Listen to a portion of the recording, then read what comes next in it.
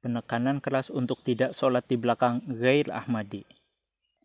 Pada tanggal 26 Juli 1906, ada perbincangan mengenai tidak bolehnya anggota jemaat beliau sholat di belakang Ghair Ahmadi. Beliau bersabda, "Bersabarlah, dan janganlah sholat di belakang orang Ghair dari jemaat kita. Inilah yang lebih baik dan dalam sikap inilah terdapat kebaikan. Dalam sikap seperti ini terdapat pertolongan dan kemenangan besar kalian. Ini merupakan faktor yang menyebabkan kemajuan jemaat. Tengoklah, orang-orang yang sedang merasa tidak senang atau marah satu sama lain pun, mereka sampai 4 hari tidak menyapa musuhnya. Kemarahan dan ketidaksenangan kalian ini adalah demi Allah Ta'ala. Jika kalian terus-menerus bercampur, maka Allah Ta'ala tak akan lagi meletakkan pandangan khasnya sebagaimana Ia telah memandang kalian suatu jemaat yang suci. Jika Ia terpisah, maka dalam hal itulah terdapat kemajuan." Al-Hakam 10 Agustus 1901 halaman 3. Pada tanggal 10 September 1901, Tuan Syed Abdullah Arabi mengajukan pertanyaan. "Saya pergi ke negeri saya, Arab. Apakah saya boleh sholat di belakang orang-orang di sana atau tidak?"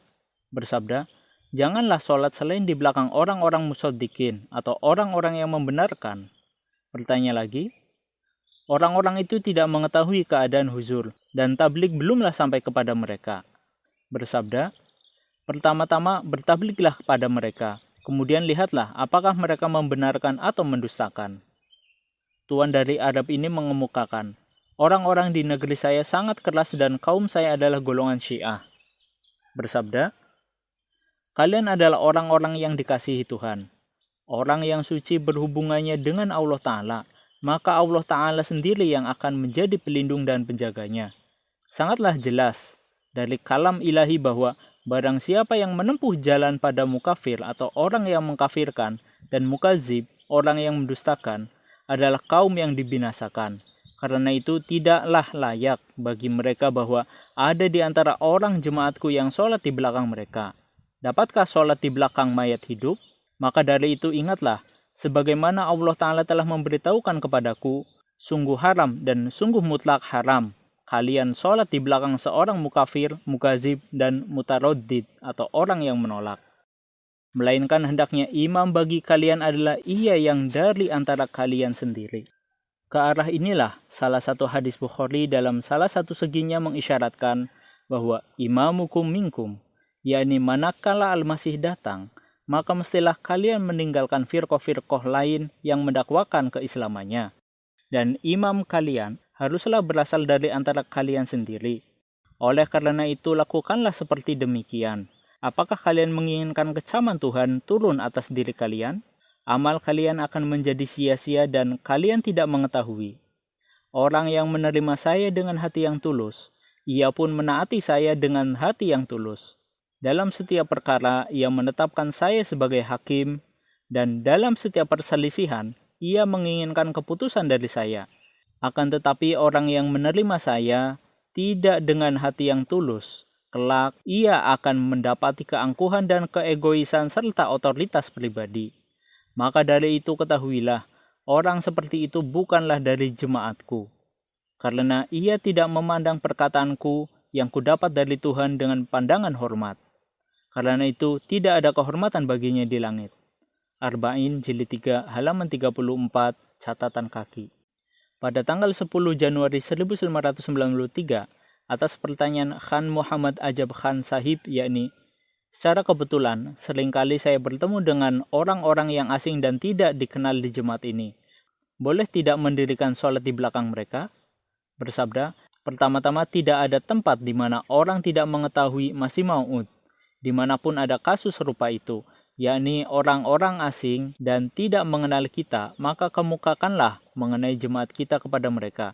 Lihatlah jika mereka membenarkan, maka sholatlah di belakang mereka. Jika tidak membenarkan, maka sama sekali jangan. Sholatlah sendiri. Saat ini Tuhan berkehendak untuk mempersiapkan satu jemaat. Sengaja bercampur dengan orang-orang yang Tuhan ingin berpisah dari mereka adalah bertentangan dengan kehendak ilahi." Al-Hakam 24 September 1902, Badar 3 Februari 1903 halaman 31. Badar 2 Februari 1903 halaman 3. Sholat di belakang ghair Ahmadi sama sekali tidak ada. Atas pertanyaan seseorang, Hazrat Masih Maud alaihissalam bersabda, sholat di belakang penentang benar-benar tidak ada. Dengan sholat di belakang orang yang bertakwa, maka seseorang akan mendapat ampunan. Sholat adalah kunci pembuka segala keberkatan. Doa di dalam sholat adalah makbul. Imam adalah wakil atau perantara. Jika hati sendiri hitam atau kotor, maka berkat apa yang akan ia berikan kepada orang lain? Al-Hakam 31 Juli 1901 halaman 4. Muncul pertanyaan mengenai orang yang tidak mengkafirkan dan tidak mendustakan, ditanyakan mengenai sholat di belakang mereka.